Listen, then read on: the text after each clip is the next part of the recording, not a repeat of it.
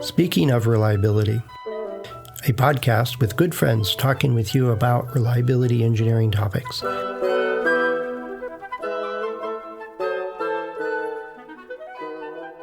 Welcome to Speaking of Reliability. You know, I do this every time, Chris. Mm-hmm. But welcome to Speaking of Reliability. This is Fred Shankleberg. And this is Chris Jackson, and we do this every time where you say what you are, who you are, and I say what I am.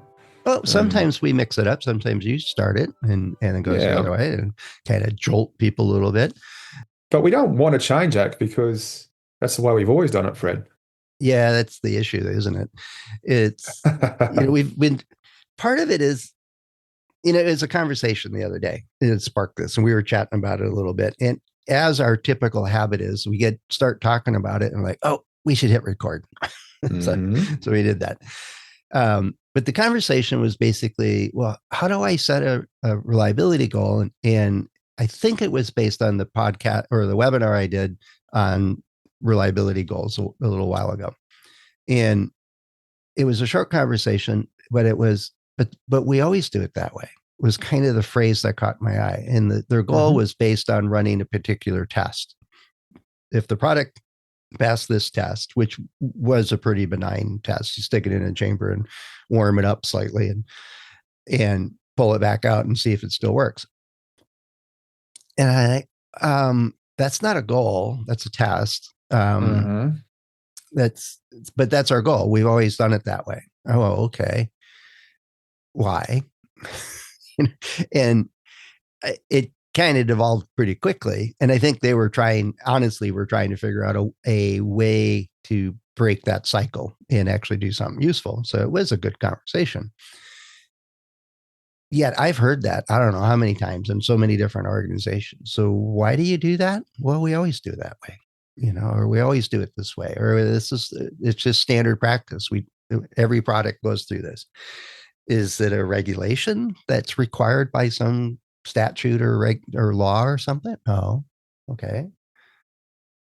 I don't know. I have talked about it so many times, Chris, is that, at some point you actually need to think. Yet I guess if you're surrounded by a bunch of people that don't, you just do what you always did. Well, it's all about comfort. And that's why culture is very important because I was reading about, as is my want, random factoids. I was reading about the dog, the animal which has been domesticated for the longest period of time, and the extent to which it mirrors human behavior and human activity is quite astounding. And we know they can actually not only see or sense emotions by the expressions on humans' faces, which no other animal can do. They can actually smell emotions. Apparently, when we get emotional in different ways, we emit different odors, and they can pick up on that, and they are able to know what's going on.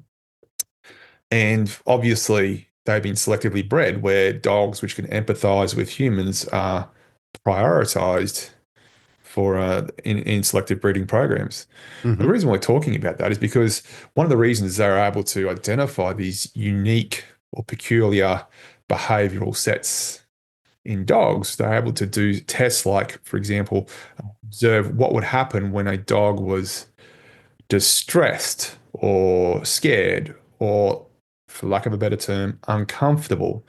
And if the dog was surrounded by a bunch of humans and there was of those humans, there was their master, there was the human which with they have bonded and created a very strong pair link, that dog would almost always run across and not necessarily cower, sometimes cower, but it would run across and essentially sit between the master's legs or next to the master, because being in the proximity of that master was comforting for them. And that's just not particularly common in the animal kingdom, but it is for humans, the way children run to their parents and when they're scared. And now that's moved on to dogs. And I think the reason why I'm going through this long-winded, anecdotal, nonsensical story about dogs is because there's a reason why human beings behave the way they do. And we often do things which make us comfortable. It's actually a very strong evolutionary trait. Laziness is from an evolutionary trait where want to be efficient with our movements. We don't want to expend energy unnecessarily in today's day and age, and where you don't necessarily have to run down or chase your food anymore. You've got welfare nets and everything else. That evolutionary trait can be, let's just say, too dominant in certain people. But when it comes to doing things that we've always done, that is comfortable, especially if you have a culture where things go wrong, it's going to be blamed on the person who deviated from what we've always done. And so that culture or leadership principles that create those sets of behaviors essentially force us, without us even knowing it, to do what we have always done because that is comfortable. It's those same leaders who create that semi-toxic, semi-adversarial leadership scenario. They're the ones who don't have the wherewithal to actually challenge what's always been done. So by definition, they can never challenge you for doing what's always been done because that's what's always been done. And what happens for organizations who can do a much better job at breaking that what have we always done, let's do that paradigm, is by making it comfortable to explore, to make mistakes. In fact, many organizations, especially entrepreneurial startups, if you are not experimenting, then those organizations make it uncomfortable for you. If you're not pushing the boundaries, if you're not failing fast, you are uncomfortable in an entrepreneurial startup scenario or startup culture, or at least one that's going to be successful. And once you hit a certain corporate bloated steady state, that can often go away. And so it's actually we can complain about it as much as we want, and we can say, yes, this is lazy, yes, you're not thinking, but it is a very human reaction, and it usually reflects a culture that punishes people when they experiment, things go wrong. Now, the flip side of that is humans chase comfort. So how can you become comfortable doing something different? And that's where knowledge comes into play. If you do something different, you teach yourselves as an organization, and yes, the leaders need to step up. If you teach yourselves or learn about what it is you're admiring through your testing or what have you, then you can become more comfortable if you have a better understanding of what's physically happening. And if you're supported by those around you, you can also become even more comfortable beyond that if you have the support of those people who themselves are trying to understand what's going on and move away from the status quo. But usually is a cultural problem where you have, well, that's what we've always done, so let's do that. Yeah. Well, part of the issue is that one of the basic tenets of a failure analysis process, whichever process is used, is just what you mentioned early on, is that we look for what's different. Is it a new vendor? Was it a new material? Was it a change in the process? Did we alter the design? And often that's a way for us to isolate where we should look for where the root cause is, and is what was different. And part of that process is, well, how big of a problem is this? Is just one batch, or is it just one day's production, or is it all of it? Kind of thing. So as we start examining a particular problem or failure of some sort, we often use that same technique to say, well, what's different? Why was it working yesterday and it's not working today? What changed? And that's kind of ingrained in a lot of the ways we look for solving problems. And so in some cases, that's actually a good thing. And it's a tried and true process to go about doing it. The other part of this is that some of our habits we actually want to have happen in our business. The habit of, well, you get to have 25 samples for your program to go do your accelerated life test, and it's in the budget, and the budget's true. And unless it has some dramatic reason for changing, our business processes, our planning processes and everything else ends up with us getting the 5 samples, which 25 equates to when you get down to the end of the day, being a little facetious there. But I think of the habits of our accounting teams. Our paycheck shows up and it's generally pretty darn accurate. There are exceptions, yet the habit of our business processes is that they promise that we get $100 a week, and we get $100 a week minus taxes and other stuff. In some regard, business processes and techniques and stuff are a really good thing. They build trust and safety and comfort and all the other good stuff. But I agree with you, Chris, is that at some point we have to create or encourage a climate where we don't just run the test just because. It has to have that, why are we doing this? The piece that says, this is what we're trying to learn, this is what we're trying to achieve. In I don't know how many times people use the quote from Einstein that talks about, if you keep doing the same thing and expect different results. And, that's, I don't remember the rest of it, but it had something to do with, well, it's a definition of insanity or something like that. Yeah, it's definition of insanity, that one. Yeah. But the idea doing the is same thing, expecting different results. Yeah. So I mean, there's got to be a cartoon here somewhere, but it's somebody just staring at their product and hoping that it'll reveal its secrets to them and why it's not working. And sometimes casual observation is sufficient. Why, if we had a defect in somewhere in our system of this conversation through Zoom, all of the different pieces in it is we can't see. We see our individual applications on our computers and our keyboards, and that's about it. If a router someplace is on the blitz and giving us huge delays, well, it's just the internet. It's too big for us to observe. It's, we'll try again tomorrow. The process of creating a product or bringing up a production line, there's a place and a time for the way we typically do it. Early concept, we identify what could go wrong. What are the vital few? How do we work on that? That's not a bad habit to have. Yet, if our total program is throw it in the chamber and admire it for a while, and we get no meaningful information out of it, except that everybody said, well, we did what we did before, and the last time we did that, it worked. No correlation whatsoever. It's just, why don't we all just wear the same pair of socks we did last year when the product launched and it was successful? We'll all get the same t-shirts or something. It's little more than superstition sometimes when I look at some of the test programs I look at, and they say, well, we always do it that way. Okay. You realize that what you're testing really does apply if you had this kind of material, because it would detect variations from what you're looking for and tell you whether your processing affected it or not. No, that's exactly why we got that test started. You're using titanium now, which won't have that failure mechanism. It will always pass, guaranteed. Oh, really? Then why do we do that test? I'm like, okay, let's go over this again. It's just, maybe it's just somebody coming in from outside can see it. That why are you doing this?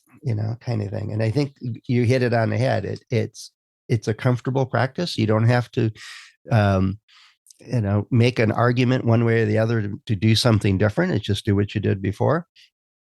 All it takes is one person, the program manager or somebody that says, why are we doing it this way? What is it we expect to learn? Show me the data. Where's the benefit? All those kinds of questions. And it just subtly changes the culture. And now we do stuff because it makes sense for this circumstance. I don't know. Kind of reminds me of people that pull up some software package to do data analysis, and they only use the one feature that they learned how to use, irregardless of what the data set is or what the problem is. It's like, oh, we just plotted on a cumulative distribution plot, or we do a Pareto, and that's all we know how to do. There's 6,000 other methods in here, but I don't know what those are, so we don't use those. Well, that's, again, it comes back to comfort. It just comes back to what it is that people are going to do over and over and over again. And sad to say, it's just unfortunately fact of life these days. But it's still very human. It's still very human to follow. I mean, there's lots of literature out there, ranging from so the psychology of those who commit war crimes through to the Well, the way psychology. how we go to work, we go the same path basically. Um, Right. we know it. I remember when I was first assigned to a unit in the Army, the the security briefing uh, by the S2. I don't know if the Australian Army used the S. Yeah, we Anyway, the staff. yeah, Yeah. Staff 2 or whatever there was. Super secret code. There was S1, S2, S3. It was, like S2 is intelligence. yeah, yeah. Well, there was not a lot of that in that group, but but they said one of the things you need to consider is, where do you live? And I live here. And he goes, okay, let's take a map of the city here. There are at least a dozen different ways you can get to work. Yeah. And he says, well, I did this one. And what's wrong with that? And he goes, well, that's if you do it every day, now somebody knows where you are at a particular time. Okay, you just scared me. He says, well, that was the point. you know, and it was think about your habits, think about what you do on a regular basis, including how you get to work. Change it up, be random about it. It is part of security. And I'm like, I never thought of that. Um, it doesn't mean do random things. There are habits that I think are helpful and useful for us. And I know that we've talked about it a bunch of times is that a way to help others change a habit or break out of what's comfortable and is to make a financial or a business case for it, basically saying, if we actually ran a halt instead of just admiring a warm product for a couple of days, we might actually find things that we could solve before it becomes very expensive to do when it gets in the field. And let's give it a try and see what we get. And all you need is permission to try to start with. Then you hopefully get some clear evidence that this is better. The unfortunate part is that culture of let's do what we've always done might kick in and somebody said, well, now you have to do halt on everything all the time, irregardless of whether it's the right thing to do or not. They kind of leave that part out. I run into that organization too. And then you have to make a different business case saying, well, actually, sometimes we need to do other things. And here's why, and here's the benefit, and try to make that rational argument. But you're butting up against, well, that's the way we always do it kind of mentality. And the logical arguments doesn't always work, unfortunately, as many folks know. Well, I think again, this comes back to comfort. When you have an organization which genuinely wants to be better, do better, that's fine. But if you're interested in if you have a leadership group which is just disinterested again in doing their thing, then what you're going to essentially go from is one situation where people are looking for the most comfortable solution there is. And if you have a temporary deviation from what is typically comfortable to, okay, this time we did a study and halt proved to be effective. Okay, we do halt on everything. Well, that's great. But you can essentially go back to a state where you're seeking the most comfortable space, which is, I don't want to think about it. I don't understand it. Someone did a study then, so let's keep doing what we've always done. And now what happens is that becomes what we've always done. And then we just keep going. Yeah. Yeah. And it's a clear difference, isn't it, when an organization is actually thinking through these things. And to be to the defense of some teams is that executive or that program manager has got 1,000 things on their plate that they really do have to think about in putting out this fire or addressing this emergency or this change in law or this change in strategy or is in the news when we're recording this is, all your machinists go on strike. There's plenty to think about. Yet one of the things I find is that the reliability and quality type stuff, everybody will say it's important, yet we don't want to think about it because it's nebulous and squishy and at the end of the day, I can't pick up this bicycle and say it meets our weight requirement. That's easy. We can engineer that. We can simulate it. We can model it. We can make those decisions. And our big decision is which vendor to go with for for the metal or the carbon or whatever we're using to make it. Whereas the quality of it is, and the reliability of it under various conditions and so on, it's so much easier to just put it on the rack and say, well, it's supposed to be able to withstand X amount of vibration with this much magnitude and force and shocks and so on. And we run the standard test on it and leave it alone. And like, yeah, what did you learn? What's the issues here? That kind of stuff. So yeah, habits have a role. There's no doubt about it. It's also a formidable. Can you say that word? Formidable? Formidable. Okay. Sounds weird to me. But anyway, it's a daunting a will of your organization to not change. If you're lucky enough to be in an organization that says why and wants to really know the answer and make informed decisions based on that, good on you. That's the great deal. If you're an organization that is, well, that's the way we always do it, is it negligence? Is it just, it's a habit? Is it just the way they like doing stuff? It's comfortable for them. And what can you do to get around it? And we mentioned a couple of things, like make the business case, get permission to do the small experiment and see if it's better and so on. But sometimes it means having a serious conversation with your team and with your leadership to say, what is it we're trying to achieve here? And doing what we've always done has led to XYZ problems over and over again. It might be time for us to rethink this. Let's do something different. And everybody else will roll their eyes and walk out of the room. Hopefully you do get their attention, though, and can make a difference. Yeah. It's going to be essentially come up against the culture. If the culture allows it to happen, or if culture is permissive, I should say, then it's got a chance of staying. If it's not, well, you're right back where you are at the start, unfortunately. Yeah, it's a different battle. It can be changed, and one person can do that. I have evidence of that. Yet be aware of the issues you're battling up against and what kind of forces are arrayed against you. And being conscious of the way the culture is a big part of that. So there's certainly, just because it makes sense to you doesn't mean it's going to work, even though it's the absolute total right thing to do. If it's not what you always done, you're going to face some flash feedback. What we're talking about is change management at the end of the day. Is, if you're in a culture that doesn't like change, then change management is just brutally difficult to do.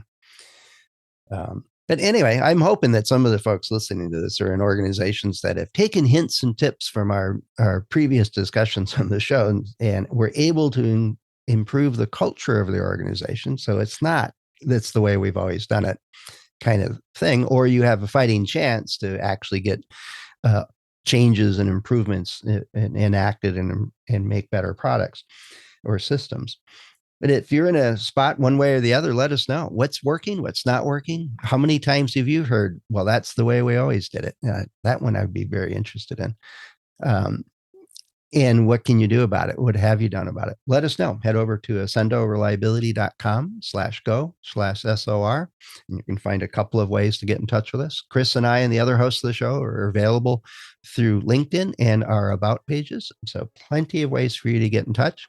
That part I'm comfortable with. There's lots of ways people can get in touch with us, and that's a good thing. If you have a new, unique way to get in touch with us, let me know. I'll add it to the diatribe we do at the end of the show here, or the outgo, I think it's called. Outro? Outro? Yeah, outro. I don't know. This is about the time the music should be starting. So I'll talk to you again soon, Chris. Always a pleasure. Thanks for listening to Speaking of Reliability. We invite you to join the conversation. If you have a question or a topic that you think we should discuss in a future show, please let us know.